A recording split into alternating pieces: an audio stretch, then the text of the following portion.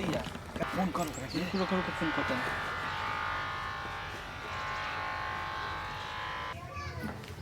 अरे ये तो अच्छे के फोन आ गए। हेलो तो अरे कहाँ बारू हो 3 बज गई जल्दी आवो। केंगा नहीं हो माई अकेले जाए दे ना तने होरो मलिया कह दे बोले ले वो रनिया के। अरे अकेले नहीं बू तो रनियो के बोले ले आवो रुस्तमो भैया आइल बरन। रुको फोन लगाओ ता केकर फोन बनी तेज के दोस्त के एगो फोन आई रहल सर। बहुत दिन से मन करता बथुआ के साग खाए के जाना खोट के लिए ठीक बा हम जा तनी बथुआ के साथ करते। नहीं अकेले जेबू अकेले मत ना जा ना तो तार बाबूजी देखिए तो मार के हमर देह तोड़ दे। रुक मैं ठने रनिया के लगे फोन लगाओ तनी। ठीक बा।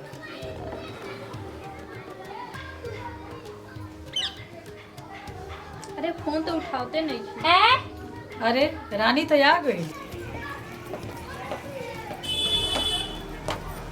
ए फोन काहेला करत रहलू अरे माई कहत रहलस ये बथुआ के साग खाए के चलबू बथुआ के साग करते। तो माई के मन करता बथुआ का साग खाए के ऐसे तो तार लगनी है चला।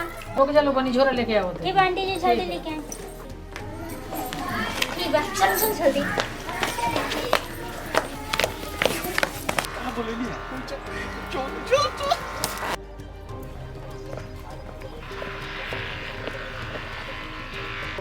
गाड़ी तो बड़ा रंगाइल बा बन ठन के कहाँ जाता लो रेस बाड़ू लो। ए भईवा काटो ये सब के फेर में रहबे कर ले लौकत नहीं कि साग खोटे जाता निशान। हां ये के लिए फेर में रहबे कर ली। हां रानी दीदी चल के नैयर के बहुत खिलाड़ होई। इस सही के खिलाड़ी ही है। हां सुन लो जहाँ जाता रू लोग नो हमरा सब मालूम बा आ साग खोटे के बहाने निकलल बाड़ू लो जा तनी तारा लोग के घरे कह देवे। जो जो कह दिया डर नहीं के हमनी के। हां हां जा कह। हाँ जा और ये तो पता चलिए जाए।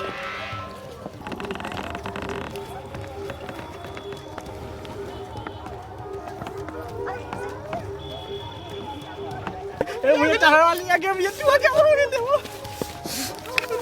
आज मजा जाए दे हो मैं तेनु हो मजा नहीं हो क्या करता है कहां रे साला भगवती लड़के को भाग ऐसा साला भाग साला ये तो साला मजे खराब कर दे भाग आओ लो छोड़ लो छोड़ो करे के चलो भीतर चलो भाई जैसा अरे मजा आ गई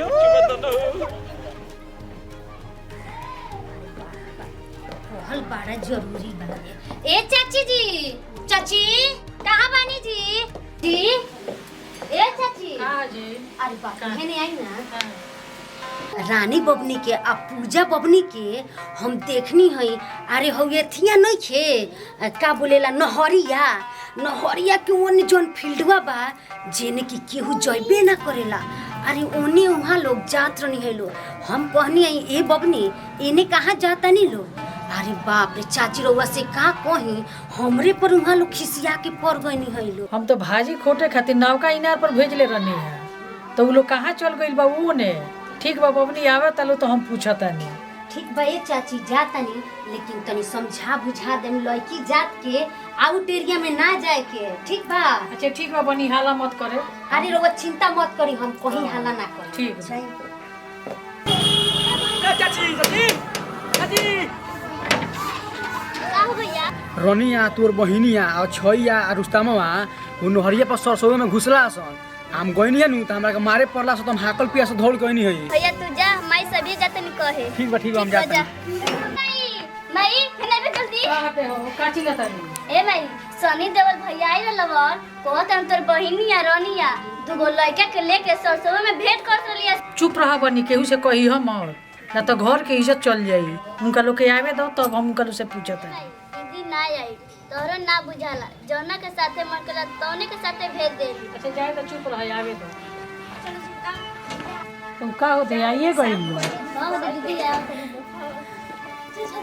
चला लो आ गइल लो चला लो घरे। का आंटी जी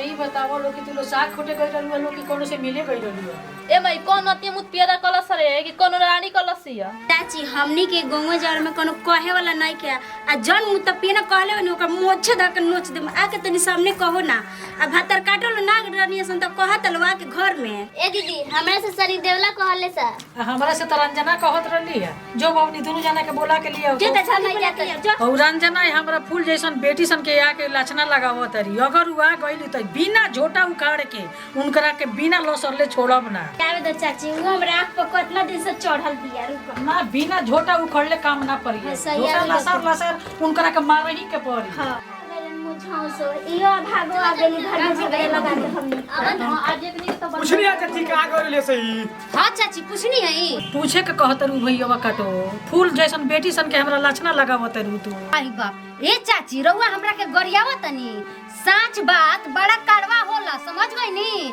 चाची हम अपना आँख से देख लिया दोनों सन के छैया के संग रुस्तामा के संग सरसों में जात रहलिए सन ओकनी हाथ मारे पड़ गेलिए सन हां ये चाची हमू टोकले रहमी तो ओहिंगा नी लो हमरा पर इतना खिसियाई रहे लोग कि पूछी मत ए नाती यही ना तू झूठ बोलब ए मुरझौसु तार धो के नटिए वहीं दे आज के बाद से फिर कहलत ई दोनों झूठ बोलत रहसन इतना सुंदर दीदी पर लाछना लगावत रहसन इहेंगा नाम मने सुनेगनी के तब मार रही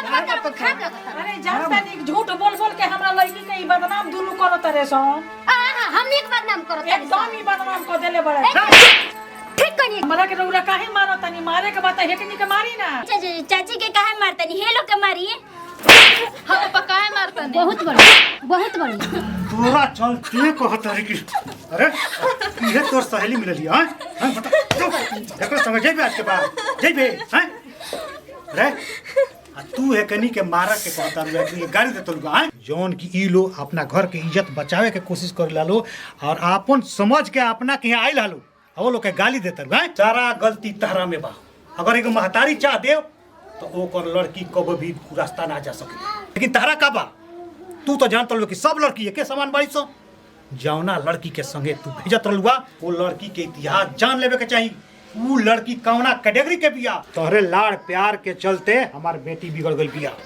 कौन वो लड़की के संगे भेज देत रहलुआ रे देख आज के बाद हमारा घरे ते मत आइए जो देख आज के बाद एकरा लगे फोन कर देलू तो काट के रख दे में इज्जत रखे जानलू हमरा के माफ कर लोगी रवा लोगिन हमनी के परिवार के हराई खातिर अनिया लोगी रवा लोगिन के हमर मेहरारी हमार लड़की मारल रहल एकरा खातिर हम माफी मांगत कोनो दिक्कत नहीं जाइए चलो आज के बाद कहीं तरह नहीं के जाए के घरे पढ़े के बा आ कोनो लड़की के लगे फोन भोजपुरिया भाई लोग के प्रणाम भाई देखिए हमनी की ई वीडियो बनौली आसान जौन की 100% सही बा मान ली कि अगर राव लड़की बिया घर में बिया तो कौना लड़की के साथे जात बिया ओकर माने इतिहास का बा और कौना कैटेगरी के बिया अगर कोनो लड़की कहते कि रउआ लड़की के ले जाए के कहीं घुमावे उमावे के तो भाई अगर ओकर आचरण खराब बा तो आचरण खराब लड़की के संगे अपने लड़की के मत भेजें काहे से अगर भेजत हैं तो यही तरह के मने रोल के नतीजा मिली जौन कि वीडियो में देखाओ गया आई सच भी हो रहा बा ऐसा ना होके के चाहिए यही खातिर हमने की वीडियो बननी है सन कि जौन भी हो रहा बा आज कल वैसन ये ना होके के चाहिए जय जवान जय भोजपुरिया।